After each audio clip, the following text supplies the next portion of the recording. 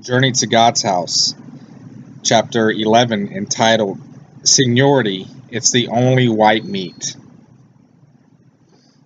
So, your entire Bethel life was governed by this seniority, and that is full-time service.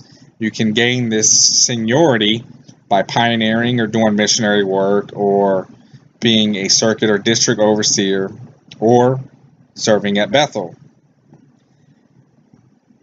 So, growing up as a Jehovah's Witness, Brock Talon, he knew about the JW pecking order, but he didn't realize how much of an issue this would come into play at Bethel, especially when it comes to seniority.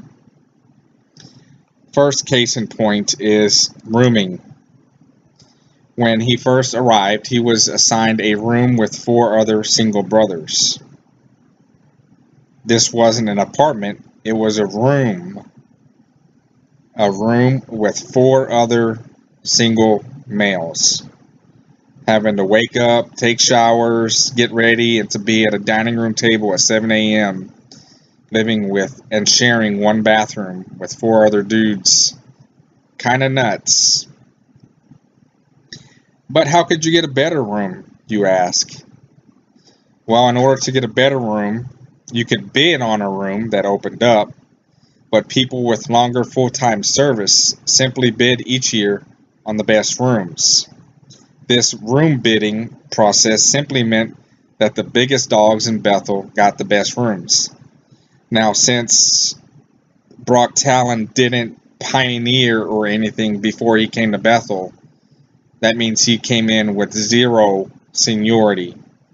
So whatever time he was there is what he accrued. He had nothing coming into that. So he mentioned that he just wasn't the low man on the totem pole. He was on the piece of stick of the totem pole that went inside the ground to keep the totem pole up. That's how low on the totem pole he was. Another importance of a seniority is where you're assigned the local congregation to attend your weekly meetings. Back in these days, there were 2 midweek meetings and then 1 on Sunday. Nowadays, you just have 1 midweek and then the Sunday meeting. But with seniority, you would get assigned a congregation close by. A lot of the old timers would get assigned to the Bethel Kingdom Hall, which was right there on the premise and had 0 commute. So some people were assigned congregations that took over an hour on the subway to get there, an hour to come back home. Now, when you're working at Bethel until 5 p.m. and you got to get ready for the meeting, and it takes you an hour to get there, or you're on a pretty hectic schedule just to get to the meeting, and then you get out of the meeting around 9:30. You make small talk for 30 minutes with your friends or whatever, or could be 45 minutes to an hour if you have congregation assignments. That leaves you leaving at around 10 or 10:30, and then you got an hour subway ride back home, getting home around midnight. Then you got to be up at 6 a.m. to start it all over. So pretty crazy, hectic schedules. People with seniority could also usually keep a car because they would be in line to get a coveted Bethel parking spot. Having a car in Bethel could be a good thing because it gave you total freedom to go wherever you want and not have to depend on the subways, but it was also costly. If you had to worry about parking spaces, if you didn't have an assigned Bethel parking spaces spot, so you constantly had to keep moving your car. And those who did own a Bethel car were also given Bethel privileges, such as being able to use their mechanics for free. And he also brings out something important that I had no idea about. He found out later that many who owned cars would offer rides to the meetings to others as long as in return they gave the car owners their subway money. That's right. Give them their subway money. This extortion was to defray the cost of the car, but they had the car anyway, so there was no defrayed cost. They were going to be using it regardless. So really, it was just another example of seniority, that people were able to leverage their seniority against others.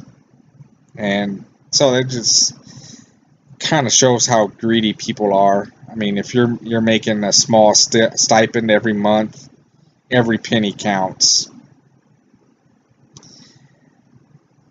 He also found out that seniority played a part when it came to haircuts. Those who had seniority could get the schedule that they wanted to see the barber, and they could get extra services like perms, hair dyeing, so on and so forth. Everyone else who didn't have the seniority and were low on the totem pole would have to be told when they could go see the barber and had no input on what style they could get. Seniority also had an impact on where you ate, meaning which dining room you ate in, and the table inside the dining room, and your position at the table. This does factor in quite a bit, because you don't want to be in the big dining room. It's loud and that's where everyone's at. You'd rather have a smaller dining room.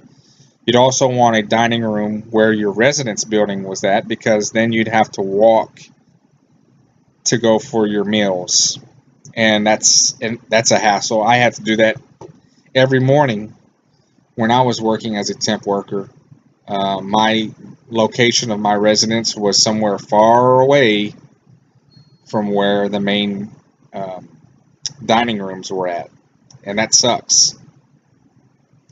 And if you got to the wrong part of the table, then what came into play was the way the plates were passed. See, typical meals, it didn't really come into play, but when there was something that was popular that everyone wanted, such as fried chicken or barbecue,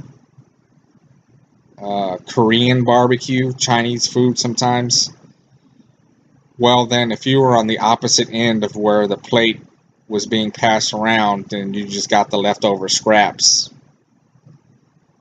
So that did play a part, and I saw that for myself as well. That if you were on the opposite end of the way the plate was passing, well, you're just shit out of luck. So as a result of all these things, seniority had a strange impact on the author, Brock Talon.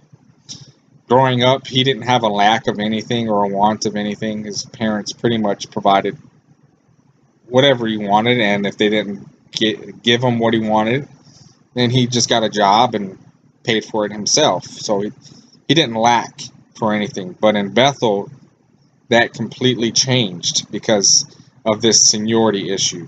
He was always lacking and wanting something and having to wait, and usually not getting what he wanted at all. So he, for the first time in his life, started coveting other people's stuff.